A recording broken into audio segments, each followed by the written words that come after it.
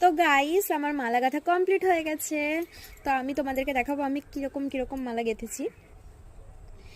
এই দেখো, এটা হচ্ছে 3 রকমের মালা। একটা হোয়াইট কালার মানে সাদা সেদাকুন্দের একটা মালা গেঁথেছি, আর একটা এই যে পার্পেল কালারের, যেটা প্রথমেই তোমাদেরকে দেখিয়েছি, আর একটা ওই পার্পেলেরই একটা এই রকম টাইপের একটা মালা গেঁথেছি, সিম্পল।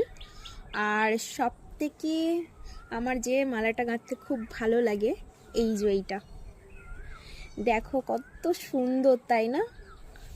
তোমাদের কাদের কাদের পছন্দ হয়েছে এই মালাটা আমাকে কমেন্টে অবশ্যই জানিও। আর দেখো কত কিউট, তাই না মালাটা? এরকম করে গেঁথে কিন্তু তোমরা খোপায়ও দিতে পারো, গাজরা টাইপের, খুব ভালো লাগে দেখতে, খুব সুন্দর। আরও শ্বেত আকন্দের যদি হয় আরও সুন্দর লাগে দেখতে। তো এই হচ্ছে আমার মালা।